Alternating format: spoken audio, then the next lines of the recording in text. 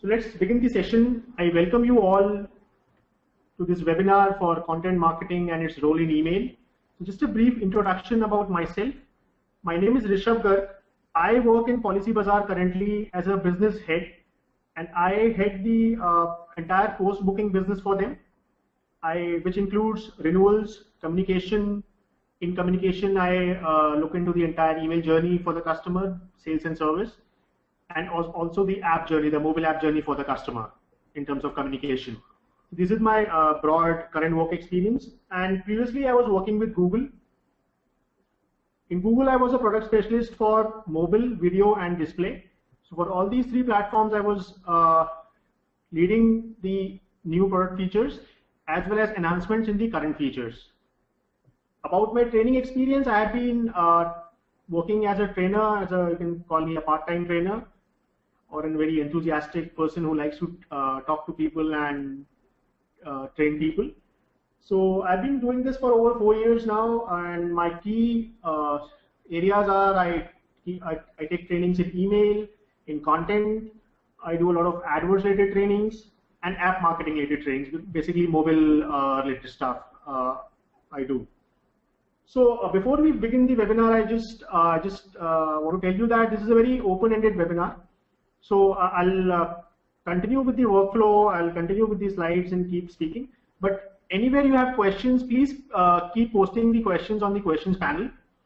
And I'll, after 20-25 minutes, I'll just take a logical break and try and answer those questions. And anyways, if I miss any of those, we have enough time at the end of the webinar to take most of the questions that we have, right?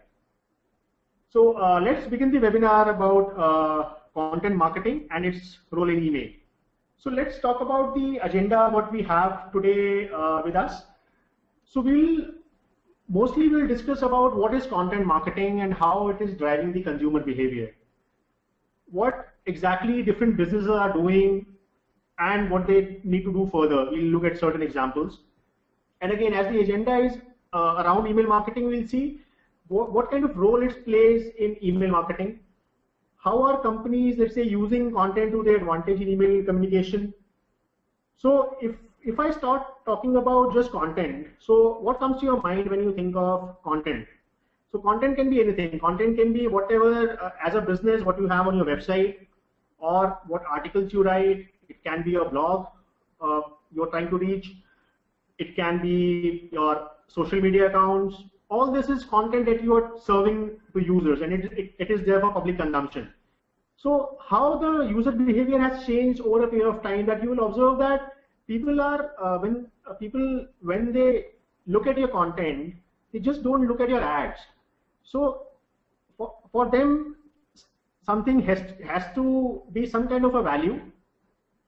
It has to be entertaining, and it can be knowledgeable as well. So if this kind of mix is there, and then your brand is promoted through it, then it makes more sense for the customer. So one thing, again, the biggest myth which is associated with content is video. So content is not only about video. I agree, and I can be very sure that yes, video is a very important part of your content marketing. You need to. It will be great if you have a very engaging video which has gone viral. People are sharing left, right, center on social media platforms, on YouTube, everywhere they are doing it, on WhatsApp. That is a very important thing to have, and if you are able to crack it, nothing like it. But your content doesn't end and start with just creating a video. It's much, much more than that. So, and even when you're planning your content strategies, so just a second, yeah.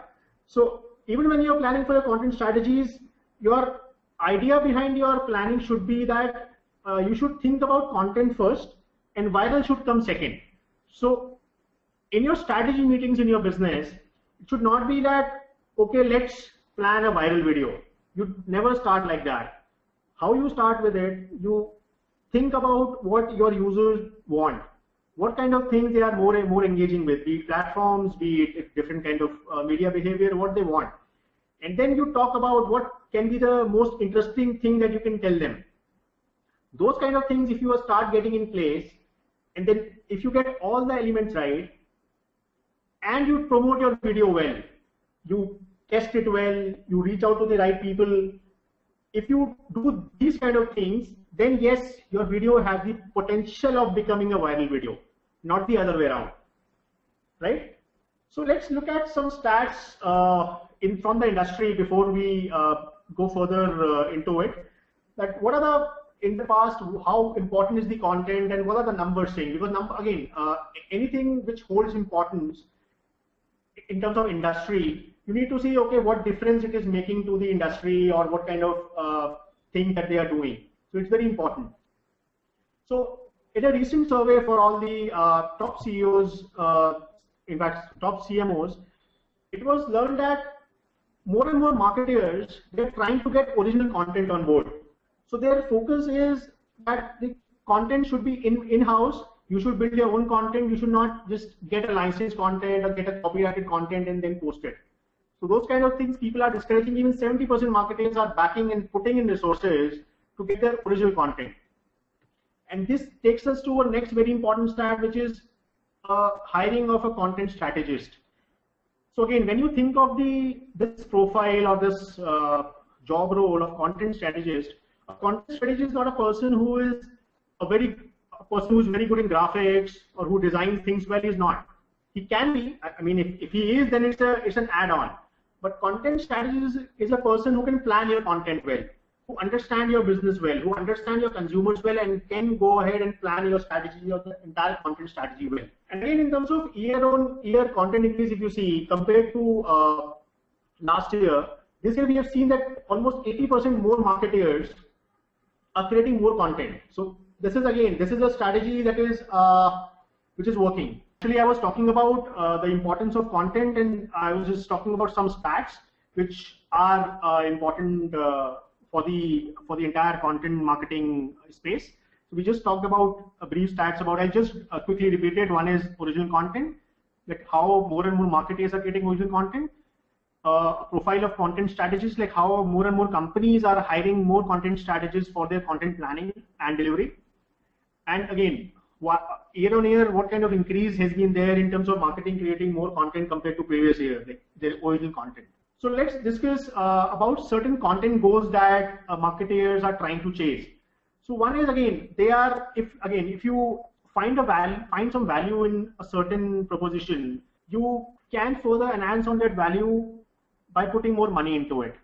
So 25% marketers, again, and it's a big number, considering they are putting over for 50% of budget for content. 50% is a huge number if you consider like the rest of the money that they have to spend is in promotion, etc. for that content as well. So creating content has become such an important part of your marketing portfolio that you are spending almost 50%, and even the rest of the 75% are spending as high as 20 to 30% of their total budget. So what are the different types of goals they are trying to chase? So most of the marketers, what they are looking at, they're looking at the lifetime value of a consumer. So when you create a good content and you get a good response from it, you get a customer who is a very long-term customer. So if you are able to get conversions from your great content, what automatically happens is that your brand recognition goes up. The person who is using your product trusts you more, and even if in that cycle you make a mistake or you're not able to reach that level of satisfaction, the person is ready to give you a chance. So that is again a very important thing. Usually in current consumer space, the kind of brands we have in every segment, it's very difficult to get a second chance. But if you have acquired your customer by giving in some awesome content and you have truly delighted the customer, then in those cases you get a second chance as well.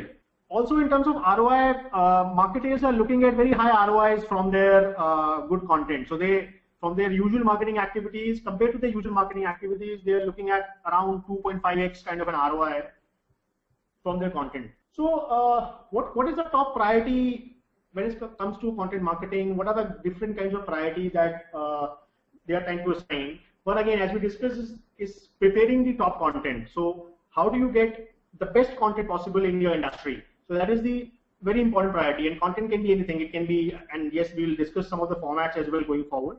So in every communication with the customer, how best you are trying to deliver, your messaging should be top notch. That is the first priority. The second thing is, how are you assessing the buyer behavior? So I'll just do a before and after.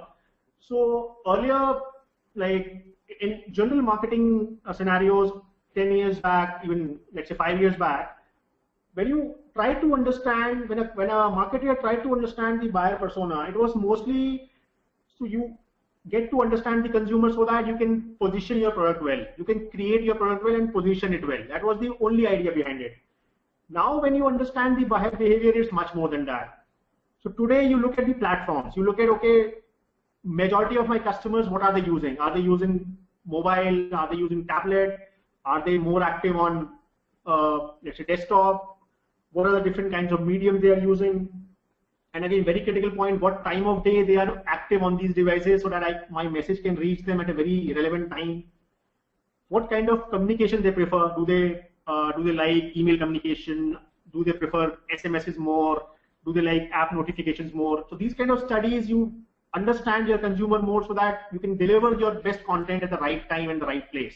So those kind of things. And again, in the current scenario, if you talk to any of the, let's say, if you reach out to any of the marketing heads of any organization, things like native content, like which is again related to original content, content publishing, earned owned media, these kind of terms are finding much more relevance with the customer, with the marketers these days. And these kind of things have become a regular discussion points within their meetings and general chats. So in terms of value that a great content marketing effort brings for you, it brings you free media. So what is free media? So let's say you have a certain amount of users on your, let's say, Instagram or your Pinterest, etc. So when you post great content which reaches out to a certain level of users, so let's say you have 10,000 users and you have posted a certain content for their consumption. So now what happens is that, imagine out of those 10,000, there's a chance that maybe 2,000, 3,000 might like your content. And there can be some similar users who might like your content as well. So when these people like it and they further share it and they try and tell more people about it through social media only or even word of mouth. So what you get is you reach out to your new users without any acquisition cost. So there is no cost associated with it, but you are exposed to a bigger set of users. So, and again, to make these things sound very good. So again, you create great content, you reach out to your users, and then they further share. It's a best case scenario. So to make this scenario happen, it's very important that your content strategy is aligned with your business strategy. So when you're planning your content, you should see what kind of business goals you have. So once, and again, it cannot be your content cannot work in a silo compared to your business. So you can create a great content, but if it does not relate to your business strategy, then it might fall flat. So people might get entertained, people might get happy, but as far as value is concerned, they might not see the value in your business compared to your content. So that is the gap you need to fill. And again, when I mentioned things like content strategists and head of content, these kind of people who should be there in the organizations on a full-time role, not just that okay, I'm handling content as well. So when you have those kind of people in the organization, they do this job of keeping the business and the communication part together. So let's discuss about what kind of different platform that you can use. So again, as I discussed when I explained the content with respect to the viral part of it, I'll again use this similar kind of an example that you should not plan your content depending upon the platform. Platforms are there. Yes, certain platforms entertain only similar one type of content, but your ideal content strategy should be that you plan your content and then you choose, okay, which format should go well depending upon again your users, etc. So it should not be otherwise. So let me give you an example. Let's say you create a very good contest. Let's say a contest which will make sense for your users. and it has great prices associated with it, and you know that people will respond to it if you share with them in a right way. So if you share it with them on Facebook or Twitter, and if you have decent number of users and people are, again, it's good enough to be shared across and people participating in it, then it will get traction on both the platforms. It's just that your communication on Facebook will slightly be different. For example, you might use an image with your for the content in your post. On Twitter, it will be more or less a tweet, which will have the link for the contest, or even on Twitter, you through your hashtags, you're trying to play a certain contest. So the messaging will change a bit, but the inherent contest will remain the same. So the planning and the strategizing of what contest or what quiz or what that kind of a user activity that I want to promote will make sense. That strategy should be top notch. Are you able to? I mean, I'm sure you're able to differentiate between what I'm coming from where I'm coming from. So your content should be, your priority should be to get a great content and then think about your platforms. So, and there is if you don't do that, there is a risk that, for let's say you have a team who is handling only Facebook content, and you have a team who is handling Twitter content, or let's say email content, or your videos on YouTube, and you have different people assigned to it.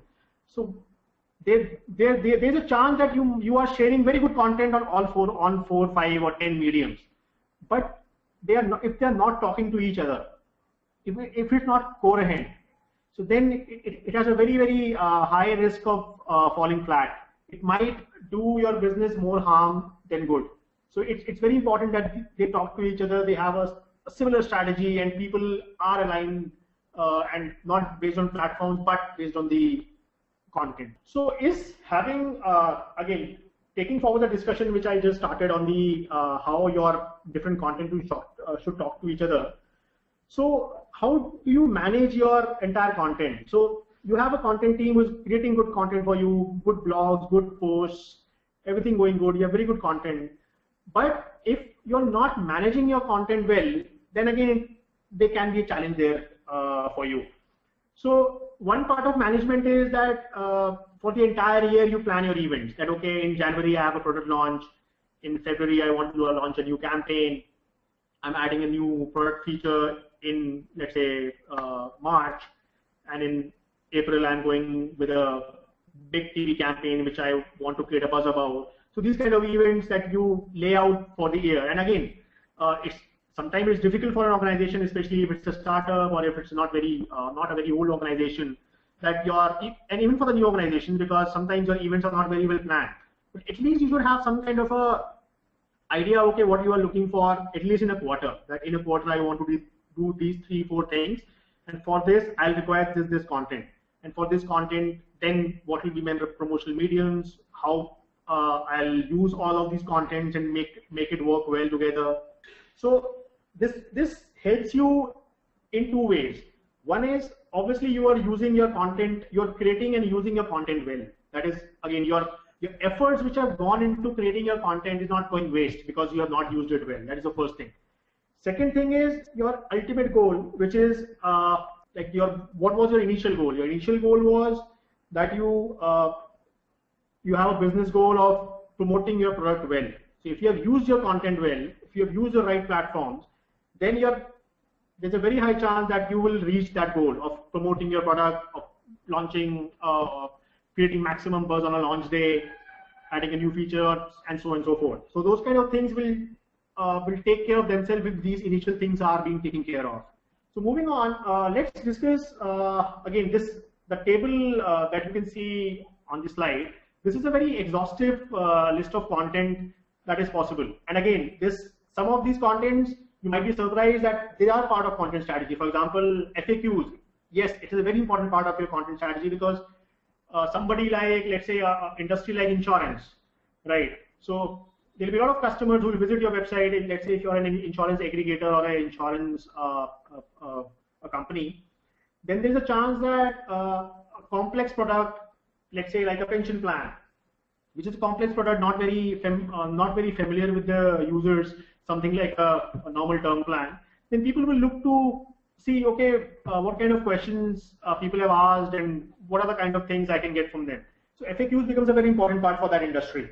So this is again, as I said, it's a very exhaustive list, but it's not something which is, which is not this is not something which will be used by every industry. So depending upon the industry, depending upon what consumer segment you target to, some of these content formats will be very, very relevant for you, and some obviously you can ignore. If, for example, for an let's say for a company like for a B2C company which let's say which is selling candies to its customer, a case study based approach might not make sense, right? So those kind of content you can avoid. So that is one thing. And in all of this content, again, let me bring email into this right here, because this is again mostly about the email and how it is very, very important. So email is an integral part for all these formats. Reason being, email does two things for you. One is that it acts as a format. You can use email newsletters, your email updates, your service emails, like what is happening with your transaction, etc., for with your customer. But very importantly, this email as a format, it acts as a distributor for your of all other formats.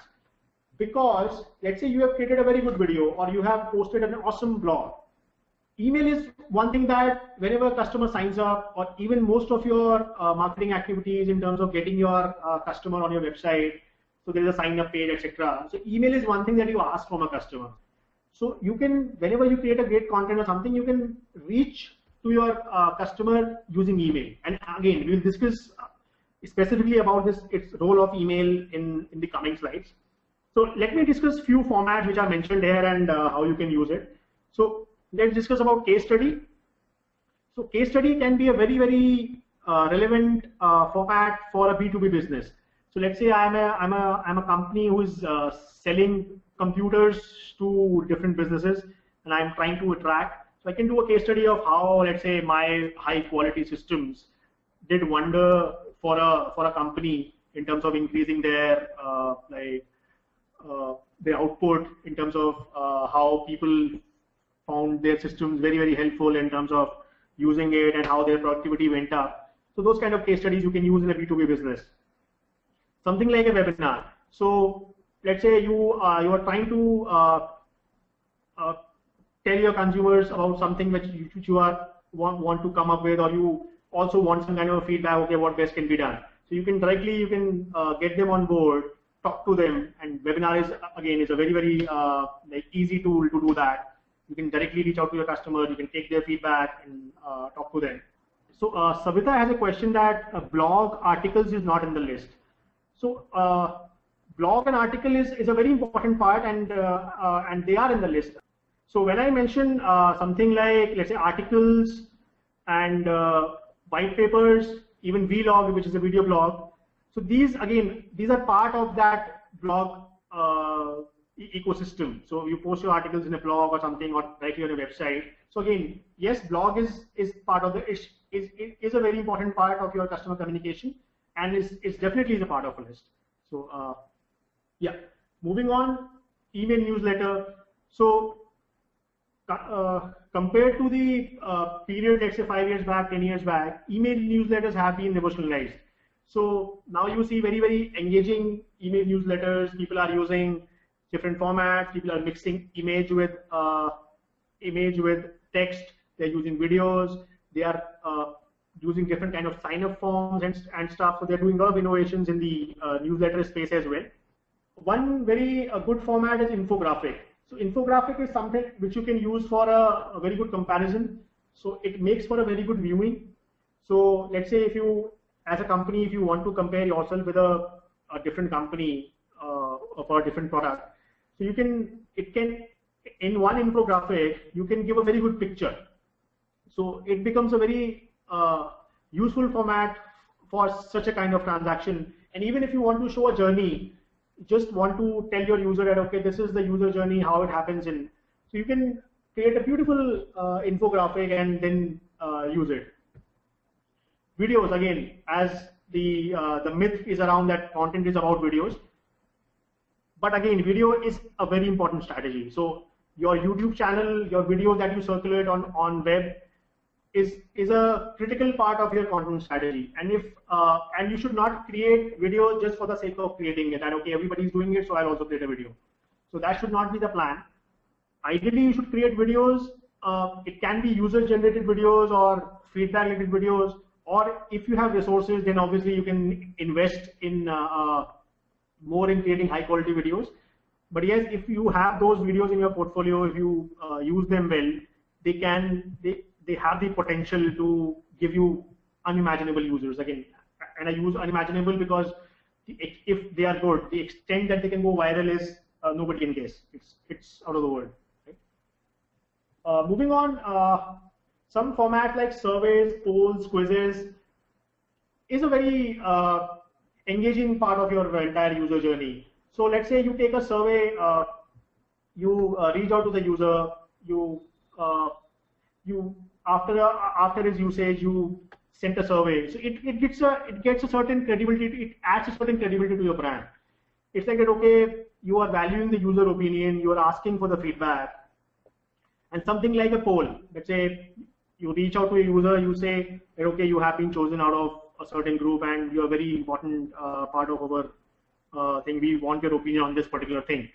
So the user feels delighted about it. That yes, the company is valuing me for something. So I should maybe participate in and tell the user about it. And again, engagement things like contests, quizzes, all again part of content formats which can be used. And coming back on one thing which I said about user-generated content, which I brought in the video part. So yes, user-generated content is very important because once you, let's say, there is I'll give you an example of a Facebook response or a Twitter response.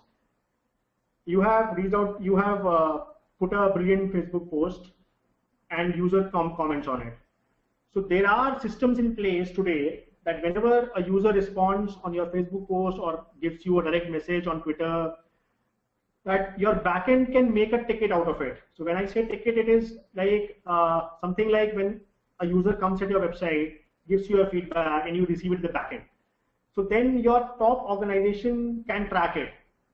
And over a period of time, if you, let's say, if you're able to find that there is a certain level, so there are certain users who are giving you very good advice or who are posting good things about you, and even your critics, they're criticizing you on very relevant points, then you can maybe collate those kind of responses, put them on social media, that these are the things that our users are talking about. So the users who have posted them, they'll feel very, very delighted that yes, a company values my opinions. They actually went into it, looked at it, and then they are even trying to tell other people that these kind of opinions make sense for us. So these are different ways of using user-generated content. So Chetan Salvi has a question that what are the other content formats than email? Chetan, we just discussed about, as you can see on my screen, if you are able to see my screen, we have given you a list of the exhaustive list of the content format that are available. And email is, again, as I said, email is an integral part of communication because it is a format as well as you can distribute your formats. Distribute your format using it. Sunkari Litesh has asked a question: what is this webinar use and how should we work? Okay, so again, as I said at the beginning, this webinar is about content marketing, about what are the different types of content marketing, what is important in the entire business scenario, and how email makes sense for it. And there's a follow-up question from Sunkari Litesh that how will you earn money? So again, for your business, as I explained, the business usage and criticality of for the business of creating great content, and again we'll talk about the email as well. So this will in a way it will help your business grow. So it is, again, whatever you are doing for your business, for your product, so your content is as important as your current product that you are focusing on. So if you get your content right along with a great product, you will add unimaginable value, as I said. So having a great content is inherent for the entire lifetime value of the consumer. You are adding a lot of value. So yeah. So let me move on, and I promise I'll take all the questions which you guys are posting. Thank you so much for posting all the questions. So let's just move on. to some of the examples that, so just a fact here that on Twitter, if you tweet with an image, you get more retweets and as high as 150% more retweets than your normal tweets which are without image or which are just a text. So compelling images on social media, it finds a good connect. As they say that okay, image is worth 1,000 words. So again, a good image, a compelling image leaves a much better impression in the minds of consumer. So let's take this just an example from Amex. In Amex, again, if you just go to the Amex account, Amex Facebook account, you will find that they are masters in creating good content, and the kind of images they use, and you can see the example on the right, that the kind of illustrations and comics that they use. So they try and pitch their product in a way that visually it becomes very, very appealing. So once it becomes visually appealing, then obviously user will try and see, okay, what kind of features are there with this American Express Platinum card. But again, using images give an enhanced advantage to Amex. Yeah. So one another example for content marketing is when brands create content keeping in mind the cause marketing. So let's say if I'm a brand, I associate myself with a good cause. So even in the past, it used to happen that a brand will associate themselves with a good cause, a cause which is relevant for the users and will find a good connect. But now what is happening is they associate with a good cause and they create good content around it. So it's just not limited to just promoting those activities like tying up with an NGO or something, but actually doing it in a way which will find certain connect with the users. So we'll take an example of Whole Foods. So what they did was that they link themselves with the cause of food and environmental issues. And what they did was they created certain films, and which are real films that they created. So their entire focus was on to create very, very good films. So engaging films, good films. So now, first thing that user is doing is user is watching those films and getting happy about it and enjoying those films. Second thing, what user is doing is user is feeling good about the cause. These are two things that user is doing at the moment. Now the third inherent advantage that adds to both of these things is that when Whole Foods is associated with these two things, which has made user happy, then what happens is user feels good about Whole Foods as well. So if Whole Foods makes sense for the user as far as the requirements are, it's a very high chance that there will be an emotional connect of Whole Foods with that user. So that is the kind of advantage that they can get. But again, as an organization, their focus was on getting a good cause, associating themselves with a good cause, and creating something which user will like. Not because it is created by Whole Foods, but generally because of the cause and because of the content. If people like that, Whole Foods will get advantage from it. So this is how thinking should be.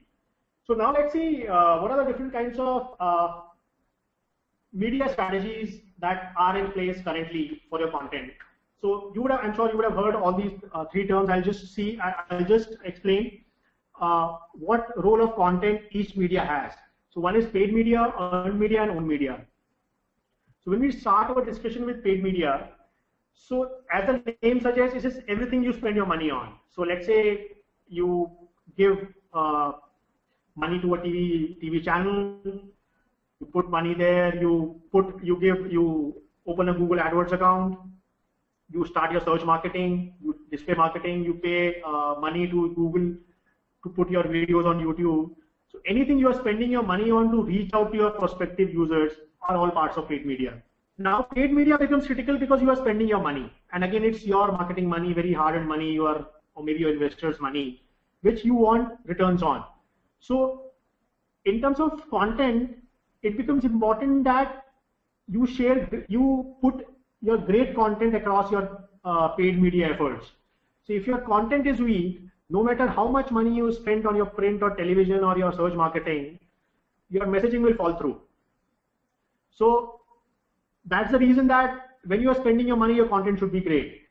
And apart from the content, yes, your media mix should be right so that you are reaching out to the right user, and again at the right time, which I explained earlier as well, why the time is very important when you reach out to a user. So in all these cases, again, so your content should be top notch when you are spending your money on something. It should be tested. It should be, you should have relevant focus group discussions. You should have ample feedbacks from your users, from your employees, or whoever is part of your ecosystem, that okay, we are getting out this content to the public and spending money on it. Does it make sense?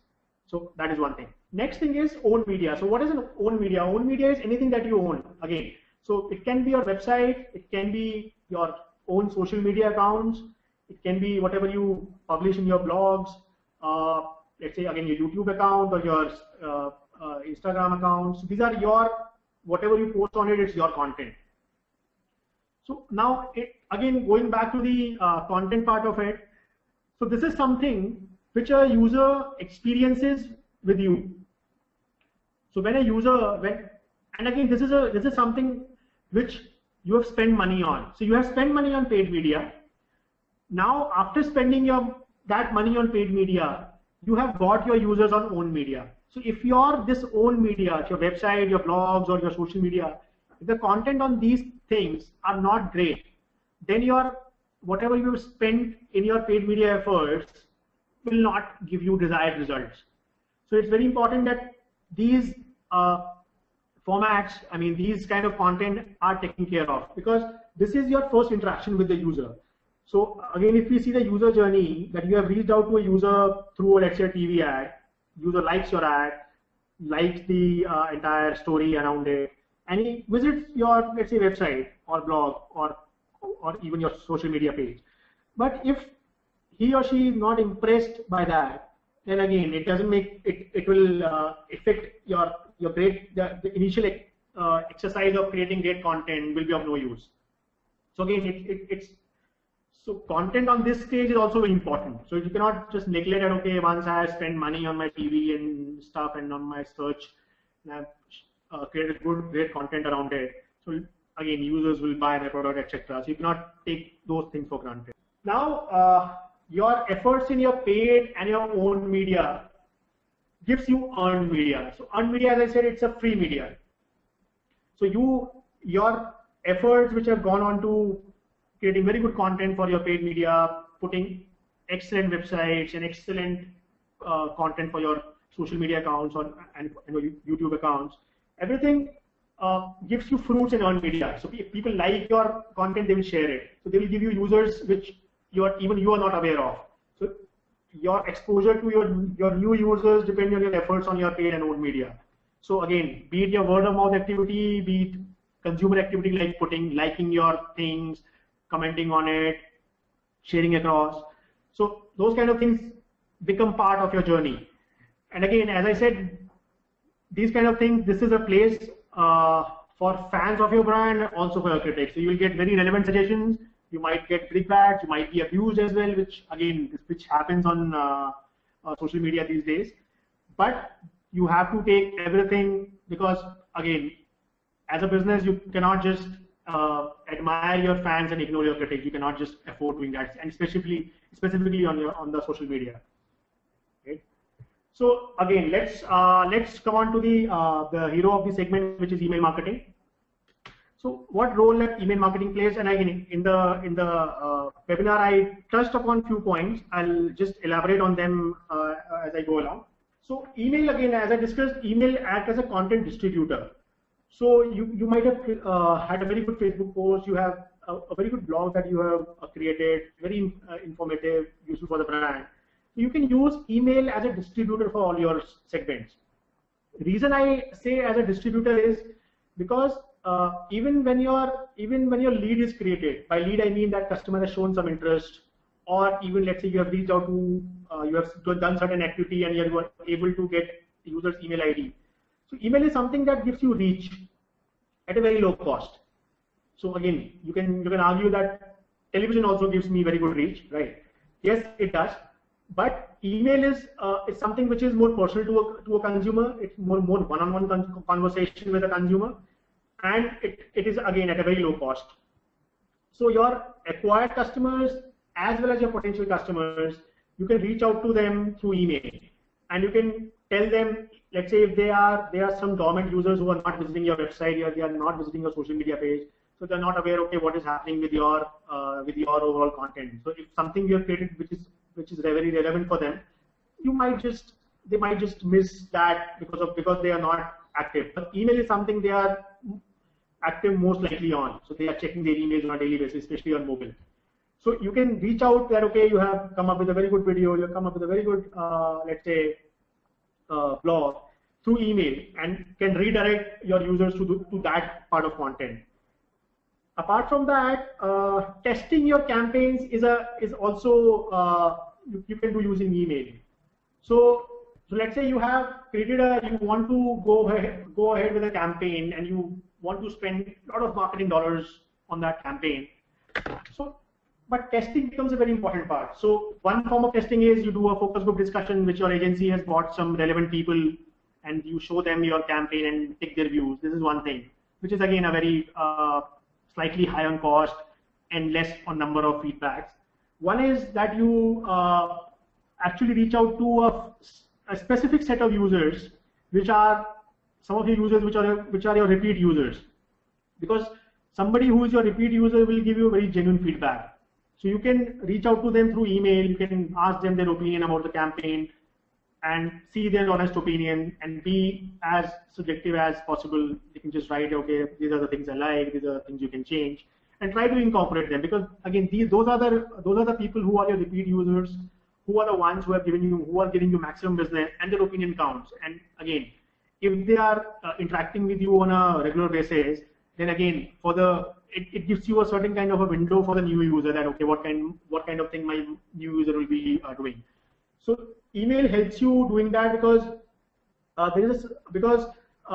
again, the low cost thing comes into play, the one-on-one conversation thing comes into play, and yes, you get a prompt feedback. You can start the campaign today, send it out, and wait for response for 3-4 days, and then take a call on how to incorporate the feedback and what changes you want to make. So this can help you in at least weeding out, removing the bad campaigns you might be about to launch, which will hurt you in terms of money as well as reputation. Next thing is content format. Yes, email is a very high in terms of very good content format in its own. So you can create very good newsletters, your welcome mails, your timing of messages. For example, you can your any of your ad might not be able to reach a user when he's hungry, right? And you are, let's say, in a business of delivery, you are delivering food to a consumer, and you send an email somewhere around 12 to 2 that there's a great offer on this particular type of food for your lunch. So that is a well-timed message. So again, these kind of things, and can be very personal in nature as well for your user. And from a marketer point of view, ROI becomes a very important part, right? So, and among all the formats that you have, email has the potential to provide the best ROI. In fact, the recent studies have shown that for every dollar spent on email, you get an ROI of around $40 from the consumers. So this is, again, it's not a mean figure; it's a very high figure. So if you compare any other platform, nobody will even come close to this kind of an ROI. So yes, it becomes, for business, for your return on investment, it becomes very important. So that's why, because of these reasons, it's important that your content promotion professionals who are handling your content, they take your email business very seriously. So email should not be just a poor cousin to your overall media strategy and handled by with not utmost care, but you should be very, very focused around your email business. And I'll give you a small example of how like if you lack focus in your emails, then you might result in even losing a current customer. So let's say I'll take an example from insurance, that if you are from the insurance industry and you have a person who has bought insurance from you, and insurance doesn't stop at once the user makes a payment. In fact, there's a much bigger process after user makes a payment. So once the user has made a payment, the entire cycle of the insurance papers going to the underwriter, then people talking about, then underwriters giving additional requirements of medicals or documents, and then finally those kind of things happening, and then issuance, and then again sending out your hard copies and soft copies for that. So it's a very long process. And once user has paid money, you need to keep the user informed. And these things take time sometimes. For example, maybe your medical has been done, but the report is pending, or report is done, but underwriter is taking some time. So you need to keep your user informed, because at any point of time, if the user feels that I'm not sufficiently informed, I'm not sure what is happening with my insurance that I bought, he might cancel it. So you might lose a consumer that you have spent money on to acquire, and you're finally convinced through your sales force, you finally managed to convince that user that yes, this product makes sense for you, pay money for it. And after doing all that, if you lose that user, it is again a big blow for your business. So you don't want that. And for those kind of service challenges, email becomes very important, because you can reach out to, you can put, again, there are tools in place these days where you can put, for every stage, you can put an auto notification that when this stage happens, a certain communication goes out to the user. And even if the stage is not happening, for example, let's say medicals happened, but report is pending. So, and if it has taken more than 3 days, so you send a mail to the user, yes, the process is on and we are looking into it. It gives a reassurance to a user that yes, the process is on and they have communicated to me, so I don't have to worry. So those kind of things, again, these small things add a lot of value to the entire user journey and overall consumer experience. One last thing about email is that email acts as your content meeting point. So when I say content meeting point is, so just take into account your different media accounts. Let's say you set up a YouTube account, you set up a Facebook account, Twitter account. So one thing that ties all of them together is your email. So you give your email and then you sign up into the Facebook. So these kind of things are meeting points. And sometimes for an organization, getting the contact details of a consumer is a very important thing. So even in the search marketing, if I just deviate a bit and talk about search marketing, something your user action is that what you want from your user is sometimes from your search marketing efforts is that the consumer just fills the sign up form. It gives his name, gives his email ID, phone number, and that's it. So that's a conversion for you sometimes, because you want to engage the user further, and this is your starting point. So for all your content, and even let's say a blog, for blog, you want your user to provide his email ID and give his permission so that you can send the latest articles on your blog to a user. So email becomes important there as well. And again, notifying people, especially people who are very engaged on your different platforms, you can notify them through emails. So let's say if I have posted a comment on it, so what is my currency as a user if I post a comment on a brand's post? So my currency is what, as a user, I'll feel good about is if somebody likes that post, and if somebody comments on my post or something like that. So, and I might not have the time to see what I posted, what happened to it. If I get a email from a brand that okay, a summary of sort that 20 people liked your comment, 10 people commented on it, that kind of summary will make me feel better. Yes, I mean they value me. Again, a very small thing, but yes. And again, growing subscribers organically is a key goal for most organizations. So how it helps is when you grow your subscribers organically, this gives you a certain idea that you have a permission from them to send emails to them. So a lot of people have user action defined specifically for this goal. So it is a goal in itself to increase, to get more emails, to get permission from the user that yes, send me an email and include me in your communication. So in that respect, also email becomes a very important point for your content. So in our email marketing course, which is starting on August 29th, and I'll welcome you all to register into it. So we'll focus on content specifically for email and in general as well, that what kind of content will make sense, and we'll see what kind of different tools and techniques are available to have great content on board. So again, we'll take up different types of formats. In email specifically, we'll see newsletters, how you can create very good newsletters. And in email, there are different segments. For example, your subject line, how the content of subject line is important and what best can be done. What things can be done for a sign-up form, again, email body as a whole, and in different mix and matches of text and images and videos, and what more you can do with your formats. So all that part will we have almost 1.5 sessions devoted specifically to content specific, because again, as I said, again, for the 100th time I'm mentioning that content is very important for your overall marketing efforts. So let me just get to some of the questions that I have. Let me just scroll through them and take them. So Anandraj S has asked, are there any free tools to create infographic? Yes, I can suggest you one tool, which is Creately. So it is creat.ly. You can search on Google if my spelling is wrong.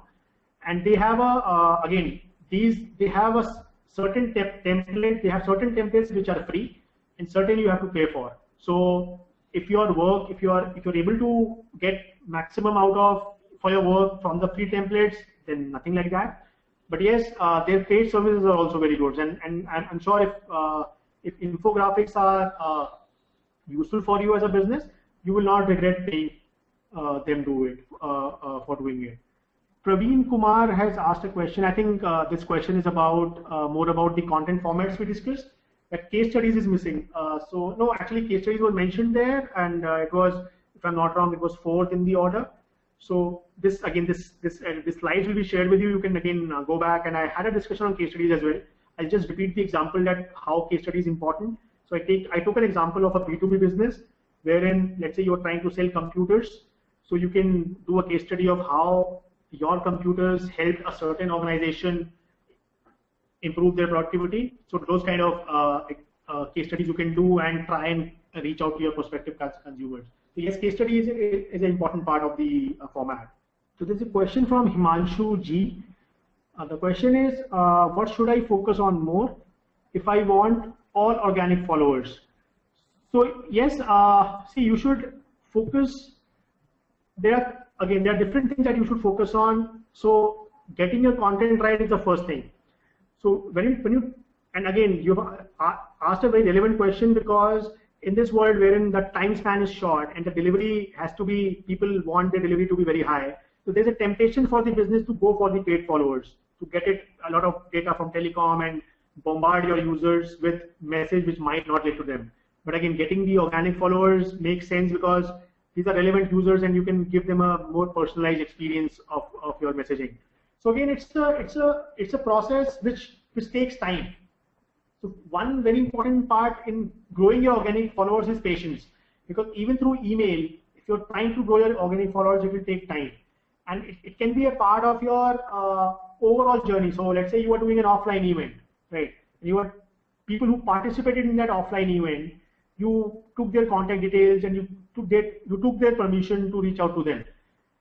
Even in your social media strategy, even in your contact program that you have planned, you should take permission and then try and grow your organic followers. So this is one thing. And again, email, and we have almost half a session devoted in our course for this, that how you can grow organic followers using email. So email should be at the central point of your strategy when you want to grow your organic followers.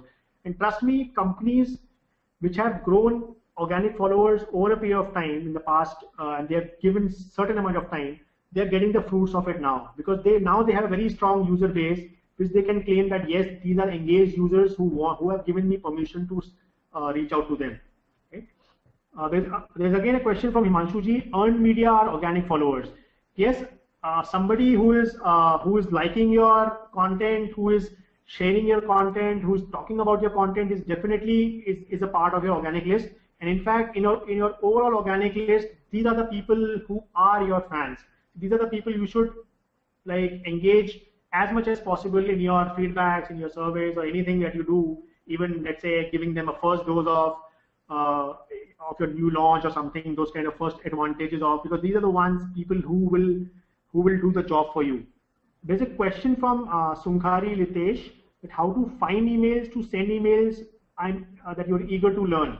So again, so we have a entire course devoted for it, and again, what kind of emails that you can send, how you can find your emails, these kind of nuggets, these kind of strategies we have discussed we will be discussing in our course. And I'll advise you, if you can join that course, and again, you will be I can guarantee you will learn the entire thing for sure.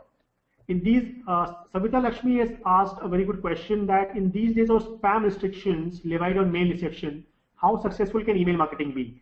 And I think you have just asked a very apt question at that point. See, there are certain spam laws in place, and every marketer should respect those spam laws. And yes, we have a session dedicated for spam laws as well. We will discuss it. I'll just give you a brief gist of it, that your email marketing success depends on how seriously you have put spam laws into your overall area of consideration. So if you have taken spams into consideration, and herein again the content plays an important role. For example, in your subject lines, you should not use words which might take you to spam, because subject line is the first thing that a spam reader locates. And your subject line should talk to your content body. It should not like that you have a very glamorous or a very catchy subject line which talks about something very exciting, and then your email body doesn't do justice to it. So again, these are the kind of candidates for spam. So as a business, yes, there are spam restrictions in place, but if you do write and plan your emails well, then you can, yes, go beyond it. A follow-up question from Savita Lakshmi is there a way to bypass them to put your message through? Yes, as I explained, yes, you can do that. There are a lot of ways there, and we'll discuss in the course as well. There are different methods that you have to employ. In fact, there's no option. You have to do that to make your email program a success. There's a question from Saurabh Sharma. Can you suggest few best tools available for email marketing? Yes, if you want to, let's say if you're a corporate and you want to have I'm sure I guess you are asking for an email service provider.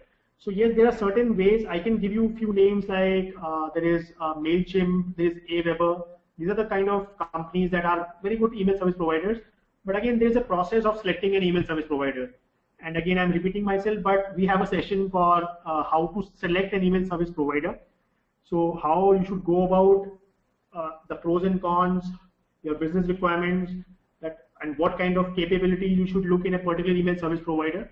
Those kind of things we'll discuss, and we'll see. And as a business, you can just list down those steps and keep a check that, okay, these 5 requirements make sense for me, so I'll take this particular email service provider. And there are more than 400 plus email service providers available to choose from. So it's a pretty hectic job to actually figure out that, okay, yes, this one makes sense for me. But if you have your basics in place, that these are the things I'm looking forward to from my email service provider, then it would be slightly easier for you to do that. Sumkhari Litesh has asked a follow-up question: how much course fees? So again, you can visit the Edutech website. There's a certain discount as well going on for the Independence Day. So you can just it's an 8-session course. So in every session will be of 2 hours, and we'll have assignments, we'll have quizzes in every session. Plus there'll be a project, and you'll get and if you do the project well, you'll get a certificate as well for email marketing completion. So you can visit Edutech website, and you'll get the entire details. So just the interest of time. So we have just short the time. So I would like to stop here, and I'll once again like to thank you so much. For joining this session, for being with me, and for listening to me, for asking these very, very good questions. One last request from my side will be that you will receive, once you exit this webinar, you will receive a feedback link, a survey, where you can provide your feedback about the platform and about me as an instructor. And please give your honest opinion. Please write whatever you think are the points of improvement, and what are the things you want us to improve, and we will certainly try to do a better job next time. Just before I finish, I have Shubhra, last question I have from Shubhra. So which type of subject line we should use to make receive, click and open? and, and you have asked a very open-ended, difficult question, Shubhra, I must say.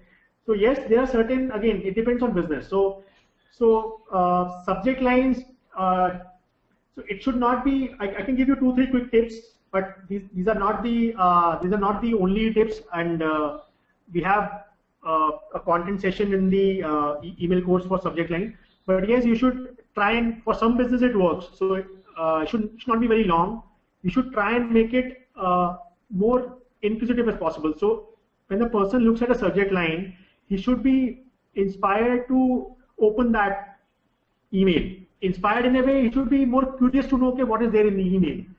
So it should not be, again, it should not be misleading at all. Should not promise moon to the customer that, okay, something great is happening for you if you open this. Those should not be there, but there has to be some kind of a curiosity in that subject line which makes the person opens it. I hope I'm able to answer. I was able to answer this in these 3-4 lines. But yes, it's a whole process and there are a lot of steps in it, how best you can write your subject lines. Okay, thank you so much, guys, once again, and have a very good evening. Have a great weekend. Thank you.